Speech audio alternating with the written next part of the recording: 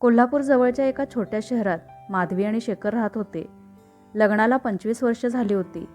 शेखरची शहरात हार्डवेअरची मोठी दुकान होती, तर माधवी गृहिणी होती. मुलगा निखिल पुण्यात इंजिनियर होता आणि मुलगी ईशा MBA करत होती. घरात सुख, समाधान आणि हसणं होतं.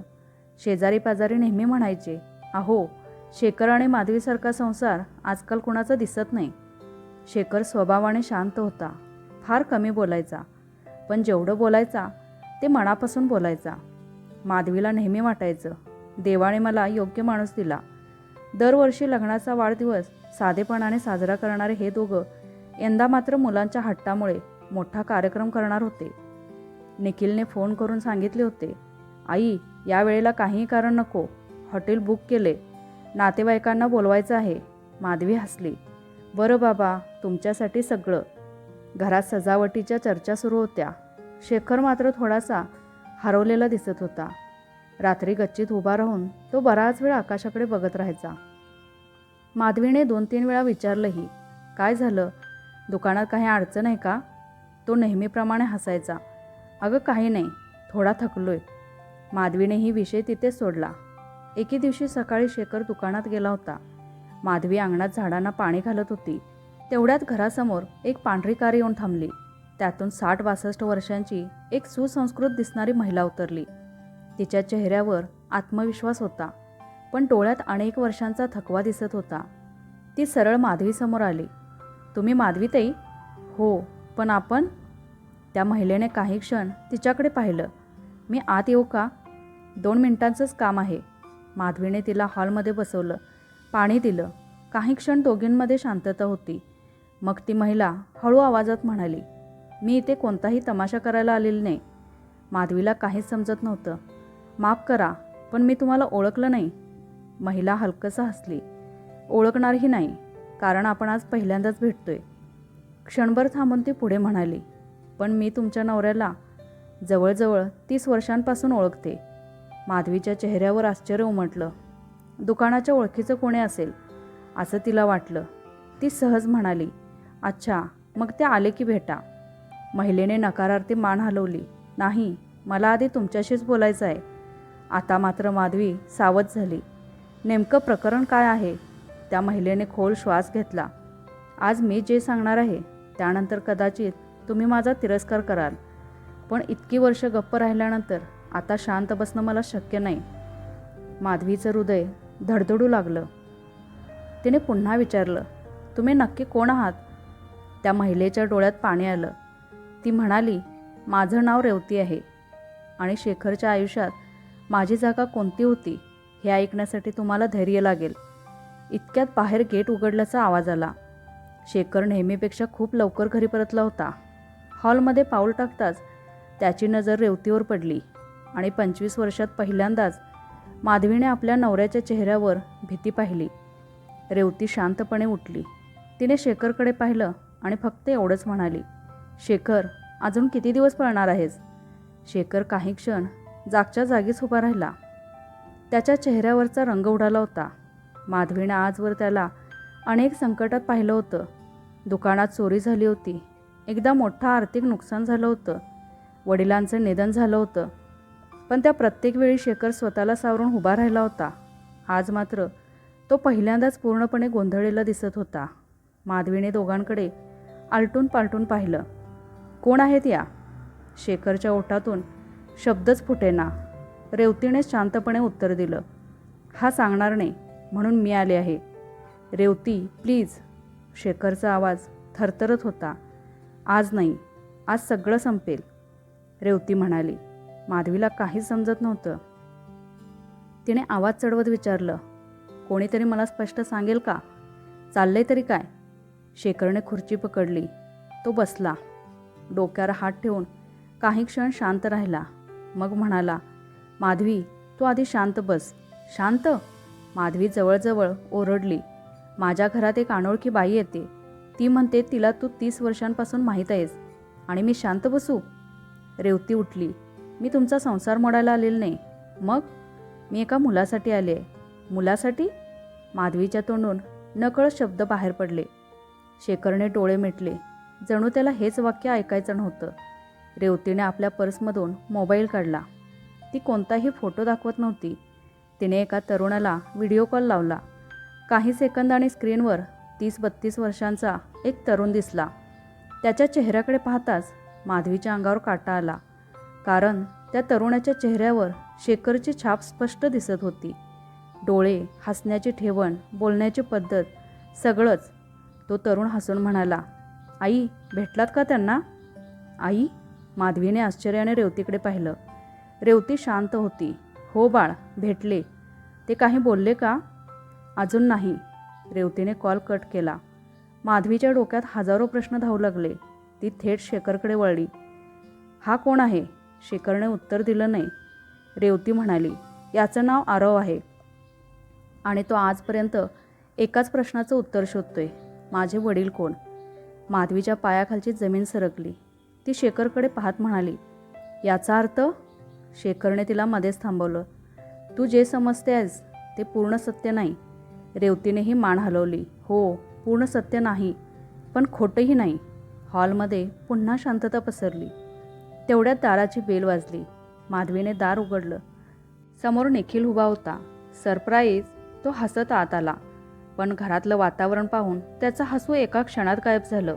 आई, काय झालं? कोणीच उत्तर दिलं नाही. निखिलची नजर रेवतीवर गेली. या कोण? शेखरने उठण्याचा प्रयत्न केला. निखिल, तू वर जा. नाही बाबा, आधी सांगा. रेवतीने निखिलकडे पाहिलं. तिच्या डोळ्यात मायेची छटा होती. ती म्हणाली, तुझ्या बाबांबद्दलचं एक सत्य आज तुमच्या सगळ्यांसमोर येणार आहे. निखिलने वडिलांकडे पाहिलं. त्याच्या मनात पहिल्यांदाच संशय निर्माण झाला आणि शेखरला जाणवलं 25 वर्षांपासून जपलेली भिंत आता हळूहळू कोसळायला सुरुवात झाली होती. निखिलने वडिलांकडे पुन्हा पाहिलं. बाबा, एक शब्द तरी बोला. या नेमक्या कोण आहेत? शेखरच्या कपाळावर घाम आला होता. त्याने पाण्याचा ग्लास उचलला, पण हात इतके थरथरत होते की अर्ध पाणी टेबलावर सांडलं. माधवीला हे सगळं असह्य होत होतं. 25 वर्षात तिने शेखरला कधीच इतका कमकुवत पाहिलं नव्हतं. ती रागाने म्हणाली, आज जर तू गप्प बसलास तर आयुष्यात पुन्हा माझ्याशी बोलू नकोस. घरात काही क्षण मृत शांतता पसरली. शेवटी शेखरने खोल श्वास घेतला. रेवती, तू जे बोलायला आली आहेस ते मी स्वतः सांगतो. रेवतीने शांतपणे मान हलवली. शेखर उठला. खिडकीजवळ जाऊन काही क्षण बाहेर पाहत राहिला. जणू 25-30 वर्ष मागे गेला होता. आजपासून जवळजवळ 30 वर्षांपूर्वी मी एका औद्योगिक कंपनीत नोकरी करत होतो. त्या कंपनीत रेवतीही काम करायची. माधवी शांतपणे ऐकत होती. आम्ही एकाच विभागात होतो. मित्र होतो, अगदी चांगले मित्र. रेवतीने मध्येच सांगितलं. फक्त मित्र? शेखरने तिच्याकडे पाहिलं आणि म्हणाला, हो, फक्त मित्र. निखिलच्या चेहऱ्यावर गोंधळ वाढत होता. मग हा आरव कोण? शेखरने उत्तर दिलं नाही. तो पुढे सांगू लागला. त्या काळात रेवतीच्या नवऱ्याचे एका अपघातात निधन झालं. ती पूर्णपणे एकटी पडली होती. तिचा मुलगा तेव्हा फक्त 2 वर्षांचा होता. माधवीने आश्चर्याने विचारलं, म्हणजे आरव? हो, आरव तेव्हा 2 वर्षांचा होता. माधवी आणि निखिल दोघेही एकमेकांकडे पाहू लागले. पण मग? शेखर पुढे म्हणाला. ऑफिसमधले बरेच लोक तिच्यापासून दूर गेले. विधवा स्त्री म्हणजे ओझं असा विचार करणारे लोक होते. रेवतीने हलकंसं हसू दिलं. पण हा एकटाच माझ्या पाठीशी उभा राहिला. मी तिची आर्थिक मदत केली. आरवच्या शिक्षणाची काळजी घेतली. नोकरीत तिला टिकून राहण्यासाठी जे शक्य होतं ते केलं. माधवीच्या मनात क्षणभर वेगळाच विचार आला. मग यात चूक काय आहे? पण लगेचच तिला आठवलं, शेखरने ही गोष्ट कधीच सांगितली नव्हती. एकदाही नाही, 25 वर्षात नाही. तिने सरळ विचारलं, हे सगळं माझ्यापासून का लपवलंस? शेखर उत्तर देणार इतक्यात रेवती बोलली, कारण मीच त्याला तसं सांगितलं होतं. काय? हो, तुमच्या लग्नानंतर मी त्याला स्पष्ट सांगितलं होतं, आता तुझं आयुष्य वेगळं आहे. तुझ्या संसारात माझी सावलीही पडायला नको.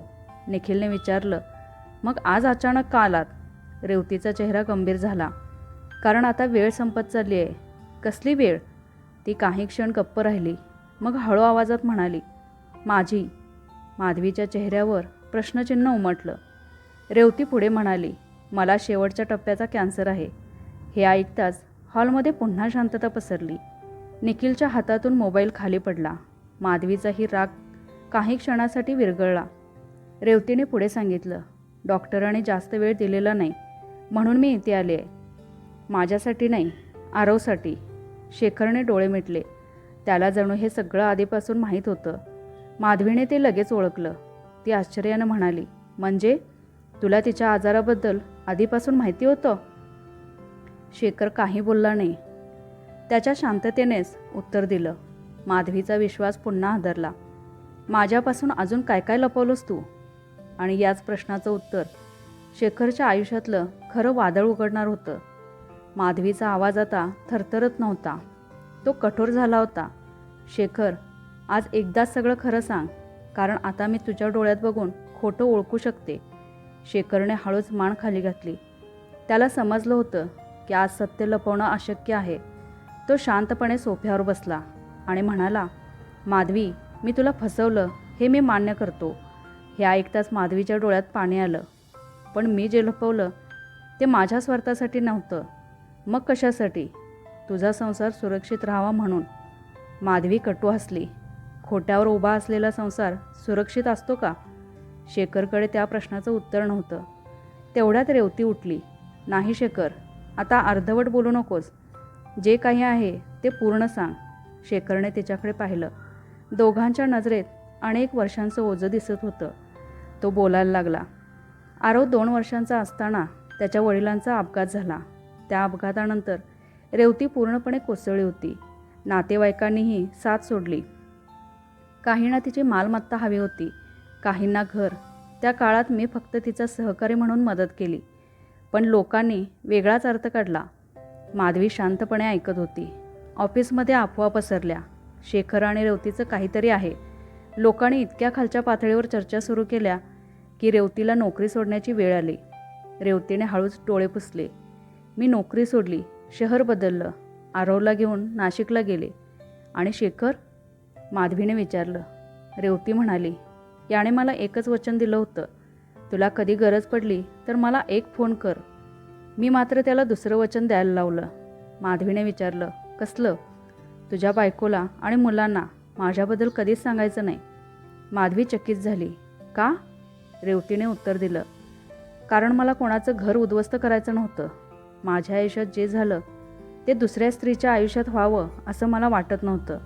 माधवी काही क्षण गप्प बसली. तिला पहिल्यांदाच रेवतीच्या बोलण्यात खोटेपणा जाणवला नाही. पण तिच्या मनातला सर्वात मोठा प्रश्न अजूनही अनुत्तरित होता. ती सरळ म्हणाली, एक गोष्ट अजूनही स्पष्ट झाली नाही. आरवला पाहिल्यावर मलाही धक्का बसला. तो शेखरसारखाच दिसतो. हा फक्त योगायोग आहे का? रेवतीने उत्तर द्यायच्या आधीच शेखर बोलला, हा प्रश्न मी स्वतःलाही अनेकदा विचारला. आरव माझा मुलगा नाही, पण त्याला पहिल्यांदा पाहिलं तेव्हापासून तो माझ्यासारखाच दिसत होता. लोकांनी त्यावरूनच अफवा तयार केल्या. निखिलने लगेच विचारलं, मग DNA टेस्ट का नाही केली? हॉलमध्ये पुन्हा शांतता पसरली.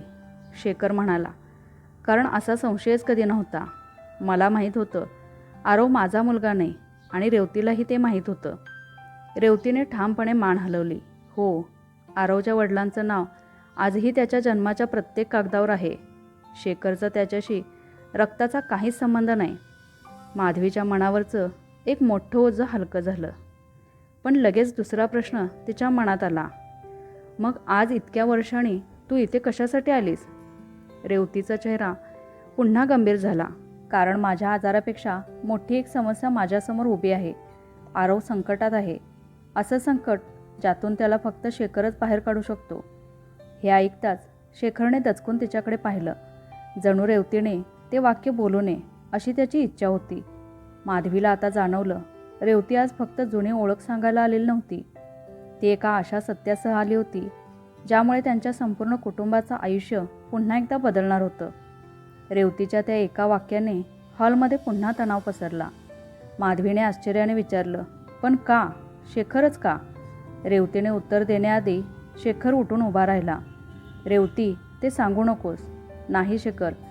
रेवतीचा आवाज यावेळी ठाम होता. आयुष्यभर तुझं ऐकलं, पण आता माझ्याकडे वेळ नाही. शेखरने डोळे मिटले. त्याला समजलं आता काहीच लपणार नव्हतं. रेवती हळूहळू बोलू लागली. आरव गेली 5 वर्ष स्वतःचा छोटा उद्योग चालवत होता. खूप मेहनत केली त्याने. पण त्याच्या भागीदाराने त्याला फसवलं. कंपनीच्या नावावर मोठं कर्ज काढलं आणि सगळी जबाबदारी आरववर टाकून तो परदेशात पळून गेला. निखिल म्हणाला, मग पोलिसात तक्रार केली असेल ना? केली, रेवती म्हणाली. पण केस कोर्टात आहे. निकाल लागायला वर्ष जातील. तोपर्यंत बँक त्याची सगळी मालमत्ता जप्त करणार आहे. माधवीने सहज विचारलं, पण त्यात शेखर काय करू शकतो? रेवती काही क्षण शांत राहिली.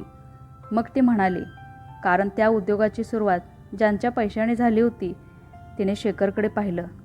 ते पैसे शेखरने दिले होते? माधवीने अविश्वासाने शेखरकडे पाहिलं. काय? शेखरने मान खाली घातली. हो, 5 वर्षांपूर्वी मी माझ्या काही बचतीतून त्याला मदत केली होती. किती? माधवीचा आवाज आता थंड झाला होता. 20 लाख. हे ऐकताच माधवीला जणू धक्काच बसला. 20 लाख? इतके पैसे तू दिलेस आणि मला सांगावंसंही वाटलं नाही? शेखर शांत होता. उत्तर दे. माधवीचा आवाज संपूर्ण घरात घुमला. शेखर हळूच म्हणाला, ते पैसे मी आपल्या घरातून घेतले नव्हते. दुकानाच्या नफ्यातून अनेक वर्ष साठवलेल्या माझ्या वैयक्तिक बचतीतून दिले होते. पण सांगितलं का नाहीस? कारण. तो थोडा थांबला. कारण मला माहीत होतं तू गैरसमज करशील. माधवी उपहासाने हसली. आणि आज काय झालं? गैरसमज झाला नाही? त्या प्रश्नावर शेखर पूर्णपणे निरुत्तर झाला. रेवती मध्येच म्हणाली, माधवीताई, तुमचा राग योग्य आहे, पण एक गोष्ट मात्र खरी आहे. शेखरने कधीच माझ्याकडे चुकीच्या नजरेनं पाहिलं नाही. तो माझ्यासाठी फक्त एक चांगला माणूस होता आणि आरवसाठी ती थोडी थांबली. बाबांसारखा आधार. माधवीने लगेच विचारलं, मग आरवला खरं माहीत आहे? रेवतीने मान डोलावली. हो, त्याला माहीत आहे की शेखर त्याचे वडील नाहीत, पण तो त्यांचा खूप आदर करतो. इतक्यात शेखरचा मोबाईल वाजला. स्क्रीनवर नाव झळकलं, आरव. शेखर काही क्षण मोबाईलकडे पाहत राहिला. फोन पुन्हा वाजला. रेवती म्हणाली, उचल. शेखरने फोन उचलला. समोरून घाबरलेला आवाज आला, काका. पहिल्यांदाच माधवीने ऐकलं, आरव शेखरला बाबा नाही तर काका म्हणत होता. काका, पोलीस आलेत. ते मला अटक करायला आले आहेत. मी काहीच चुकीचं केलं नाही, पण कोणीच माझ्यावर विश्वास ठेवत नाही. फोन अचानक कट झाला. हॉलमध्ये भीतीचं वातावरण पसरलं. शेखरने क्षणाचाही विलंब न करता गाडीची किल्ली उचलली. तो दाराकडे निघाला. माधवीने त्याचा हात धरला. थांब. शेखर तिच्याकडे वळला. तिच्या डोळ्यात अजूनही राग होता, पण त्याहून मोठा प्रश्नही होता. ती शांत आवाजात म्हणाली, आज तू त्या मुलाला वाचवायला जातोयस, पण परत आल्यानंतर माझ्या एका प्रश्नाचं उत्तर द्यावंच लागेल. शेखरने विचारलं, कोणता प्रश्न? माधवीच्या डोळ्यात अश्रू दाटले. ती म्हणाली, 25 वर्षात माझ्यावर विश्वास का ठेवला नाहीस? हा प्रश्न शेखरला कोणत्याही संकटापेक्षा अधिक कठीण वाटणारा होता. माधवीचा प्रश्न शेखरच्या कानात घुमत राहिला. त्या प्रश्नाचं उत्तर त्याच्याकडे होतं, पण ते उत्तर सांगण्याची हिंमत त्याने कधीच केली नव्हती. त्याने माधवीकडे पाहिलं. डोळ्यात अपराधीपणा स्पष्ट दिसत होता. तो फक्त एवढंच म्हणाला, मी परत आल्यावर सगळं सांगतो. आणि तो निघून गेला. रेवतीही त्याच्यासोबत गेली. घरात आता फक्त माधवी आणि निखिल उरले होते. काही वेळ दोघेही शांत बसून राहिले. शेवटी निखिल म्हणाला, आई, मला वाटतं बाबा चुकीचे आहेत, पण ते वाईट माणूस नाहीत. माधवीच्या डोळ्यातून अश्रू वाहू लागले. मला त्यांच्या मत्तीचा राग नाही रे. मला राग आहे त्यांनी माझ्यावर विश्वास ठेवला नाही. संसारात पैशापेक्षा मोठी गोष्ट असते ती म्हणजे विश्वास. निखिलने आईचा हात हातात घेतला. आज बाबा परत येतील तेव्हा त्यांचेही ऐकून घे. दुसऱ्या बाजूला शेखर आणि रेवती पोलीस ठाण्यात पोचले. आरव एका बाकावर बसला होता, चेहरा उतरलेला. शेखरला पाहताच तो उठला. काका. आणि क्षणाचाही विलंब न करता त्याने शेखरच्या गळ्यात पडून रडायला सुरुवात केली. मी काही केलं नाही, मला फसवलं गेलं. शेखरने त्याच्या पाठीवर हात ठेवला. मला माहिती आहे, तू शांत हो. त्याचवेळी तपास अधिकारी बाहेर आले. तुम्ही शेखर देशमुख? हो.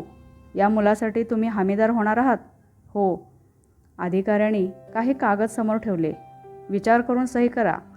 याच्या कंपनीवर कोट्यावधीचं कर्ज आहे. पुढे काही अडचण आली तर तुमच्यावरही जबाबदारी येऊ शकते. रेवती घाबरून शेखरकडे पाहू लागली. आरव लगेच म्हणाला, नको काका, माझ्यासाठी तुमचं आयुष्य धोक्यात घालू नका. शेखर काही क्षण शांत राहिला. मग तो म्हणाला, तुझ्या आईला मी 30 वर्षांपूर्वी एक वचन दिलं होतं. ती एकटी पडणार नाही आणि तूही एकटा पडणार नाहीस. हे म्हणत त्याने कोणताही विचार न करता कागदांवर सही केली. आरवच्या डोळ्यात अश्रू आले. त्याने फक्त एवढंच म्हटलं, आज जर माझे बाबा असते. शेखरने त्याला मध्येच थांबवलं. असं पुन्हा कधी म्हणू नकोस. तुझे बाबा तुझ्यावर अभिमान बाळगले असते. त्या रात्री उशिरा शेखर घरी परतला. माधवी अजून जागीच होती. दोघांमध्ये बराच वेळ शांतता होती. शेवटी माधवी म्हणाली, बस. शेखर तिच्यासमोर बसला. आता सांग, माझ्यापासून इतकं मोठं सत्य का लपवलंस? शेखरने दीर्घ श्वास घेतला. आपल्या लग्नाच्या 6व्या महिन्यानंतर मी तुला सगळं सांगायचं ठरवलं होतं. पण त्याच आठवड्यात तुला दिवस गेले असल्याचं कळलं. तू खूप आनंदात होतीस. मग मला वाटलं, उगाच जुनी गोष्ट सांगून तुझ्या मनात संशयाचं बीज पेरायचं कशाला. 1 दिवस 2 दिवस करत वर्ष निघून गेली आणि प्रत्येक वर्षी मला वाटायचं आता सांगितलं तर उशीर झाला आहे. माधवी शांतपणे ऐकत होती. शेखरचा आवाज भरून आला. मी चूक केली, मोठी चूक. तुझ्याशी खोटं बोलण्यात नाही तर सत्य सांगायची योग्य वेळ निघून जाऊ दिली. तो पहिल्यांदाच माधवीसमोर हात जोडून उभा राहिला. तू शिक्षा कर, रागव, पण एवढं मान्य कर, मी कधीच तुझा विश्वासघात केला नाही. माधवीच्या डोळ्यातून अश्रू वाहत होते. ती त्याच्याकडे पाहत राहिली. पण तिच्या मनातला निर्णय अजून झाला नव्हता. कारण 25 वर्षांचा विश्वास एका रात्रीत परत मिळत नाही. शेखरचे हात अजूनही जोडलेले होते. घरात पूर्ण शांतता होती. भिंतीवर लावलेल्या त्यांच्या लग्नाच्या फोटोवर माधवीची नजर गेली. त्या फोटोमध्ये दोघेही हसत होते आणि आज तेच दोघे एकमेकांसमोर अनोळखी माणसांसारखे बसले होते. माधवी हळूच उठली. ती त्या फोटोसमोर जाऊन उभी राहिली. मागून शेखरचा भरून आलेला आवाज ऐकू आला, माधवी, एकदा माझ्याकडे बघ. ती वळली नाही. ती फक्त एवढंच म्हणाली, माझ्याकडे खोटं बोलणारा नवरा नव्हता, माझ्यापासून सत्य लपवणारा नवरा होता. दोघात फरक आहे, पण वेदना दोन्हीमध्ये सारखीच असते. शेखरच्या डोळ्यातून अश्रू वाहू लागले. तो म्हणाला, मला रोज भीती वाटायची. तुला जर हे कळलं तर तू मला चुकीचं समजशील आणि त्या भीतीनेच मी तुझ्यावर अन्याय केला. माधवी त्याच्याकडे वळली. तुला माहिती आहे संसारात सर्वात मोठी चूक कोणती असते? शेखरने नकारार्थी मान हलवली. आपल्या माणसासाठी निर्णय आपणच घेणं. तू ठरवलंस की मी तुला समजून घेणार नाही, पण मला एकदाही विचारलं नाहीस. हे शब्द शेखरच्या मनात खोलवर उतरले. इतक्यात निखिल खाली आला. तो बराच वेळ वरून सगळं ऐकत होता. तो आईजवळ आला आणि म्हणाला, आई, एक प्रश्न विचारू? माधवीने मान हलवली. जर बाबांनी हे 25 वर्षांपूर्वीच सांगितलं असतं तर तू त्यांच्यावर विश्वास ठेवला असतास का? माधवी काही क्षण शांत राहिली. मग ती हळूच म्हणाली, हो, कारण त्यावेळी त्यांनी माझ्यावर विश्वास ठेवला असता. हे ऐकताच शेखरच्या चेहऱ्यावर वेदना उमटली. त्याला समजलं, त्याने गमावलेलं नातं पैशाने, भेटवस्तूने किंवा माफीने लगेच परत मिळणार नव्हतं. 2 दिवसांनी त्यांच्या लग्नाच्या 25व्या वाढदिवसाचा कार्यक्रम होता. निखिल आणि ईशाने विचारलं, आई, कार्यक्रम रद्द करू का? माधवी काही क्षण विचारात पडली. मग ती म्हणाली, नाही, कार्यक्रम होईल. कारण संसारात संकट आलं म्हणून आनंदाचे क्षण पुसून टाकायचे नसतात. कार्यक्रमाचा दिवस उजाडला. नातेवाईक, मित्रमंडळी सगळे जमले. सर्वांच्या आग्रहाने शेखर आणि माधवी स्टेजवर उभे राहिले. संचालक म्हणाले, 25 वर्षांचा आदर्श संसार, काही शब्द सांगा. माईक शेखरच्या हातात आला, पण तो बोलला नाही. त्याने माईक माधवीच्या हातात दिला. माधवी काही क्षण शांत राहिली. मग हसत म्हणाली, लोक म्हणतात संसार विश्वासावर टिकतो. मी आज एक गोष्ट जोडून सांगते, संसार फक्त विश्वासावर टिकत नाही तर वेळेवर बोललेल्या सत्यावर टिकतो. संपूर्ण हॉल शांत झाला. ती पुढे म्हणाली, माझ्या नवऱ्याने एक चूक केली. त्याने सत्य लपवलं. पण दुसरी ही एक गोष्ट खरी आहे, त्या सत्यामध्ये स्वार्थ नव्हता. एका असहाय्य आईला आणि तिच्या मुलाला दिलेला आधार होता. शेखरने आश्चर्याने माधवीकडे पाहिलं. माधवीने त्याचा हात हातात घेतला. मी तुला लगेच माफ केलेलं नाही. कदाचित अजूनही मनात वेदना आहेत. पण आजपासून आपण पुन्हा एक गोष्ट नव्याने सुरू करूया. आता आपल्या दोघांमध्ये कोणतंच सत्य लपणार नाही. शेखरच्या डोळ्यातून अश्रू वाहू लागले. तो म्हणाला, मी वचन देतो, आता एकही गोष्ट तुझ्यापासून लपवणार नाही. तेवढ्यात रेवती आणि आरव ही कार्यक्रमात आले. आरव स्टेजवर चढला. तो शेखरसमोर उभा राहिला आणि म्हणाला, काका, आज मी फक्त धन्यवाद म्हणायला आलोय. तुम्ही मला जन्म दिला नाही, पण योग्य वेळी आधार दिलात. आणि आधार देणारा माणूसही आयुष्यात वडिलांना इतकाच मोठा असतो. संपूर्ण हॉल टाळ्यांच्या आवाजाने दुमदुमून गेला. माधवीने रेवतीकडे पाहिलं. रेवतीच्या डोळ्यात समाधान होतं. तिने हळूच हात जोडले. माधवी पुढे झाली आणि तिला मिठी मारली. त्या मिठीत संशय नव्हता, स्पर्धा नव्हती. होती ती फक्त दोन स्त्रियांची वेदना आणि एकमेकींना समजून घेण्याची ताकद. त्या दिवसानंतर शेखर आणि माधवीचा संसार पूर्वीसारखा झाला का? नाही, कारण तुटलेला विश्वास जुळतो, पण त्याची रेष कायम दिसत राहते. मात्र त्या दोघांनी एक गोष्ट कायमची शिकली. नातं तोडणारं सर्वात मोठं खोटं नसतं, तर वेळेवर न सांगितलेलं सत्य असतं. तर मित्रांनो, माधवी आणि शेखर यांच्या आयुष्यातील या घटनेतून एक गोष्ट नक्की शिकायला मिळते. नातं कधीच खोट्यामुळे तुटत नाही, पण योग्य वेळी न सांगितलेल्या सत्यामुळे विश्वास नक्कीच तुटू शकतो. मात्र विश्वास परत मिळवण्यासाठी प्रामाणिकपणा, संयम आणि एकमेकांना समजून घेण्याची तयारी तितकीच महत्त्वाची असते. आता तुम्हीच सांगा, जर तुम्ही माधवीच्या जागी असता तर शेखरला माफ केलं असतं का? की इतकं मोठं सत्य लपवल्यामुळे त्याच्याशी कायमचं नातं तोडलं असतं? तुमचं मत आम्हाला कमेंटमध्ये नक्की लिहा. आम्ही तुमची प्रत्येक कमेंट आवर्जून वाचतो आणि अशाच हृदयस्पर्शी, कौटुंबिक, रहस्यमय आणि विचार करायला लावणाऱ्या मराठी कथा पाहण्यासाठी आमच्या चॅनेलला आत्ताच सबस्क्राईब करा. व्हिडिओ आवडला असेल तर लाईक करा आणि तुमच्या मित्रमैत्रिणी व नातेवाईकांसोबत शेअर करायला विसरू नका. पुन्हा भेटूया अशाच एका नव्याने उत्कंठावर्धक कथेसह. तोपर्यंत काळजी घ्या, आनंदी रहा. धन्यवाद.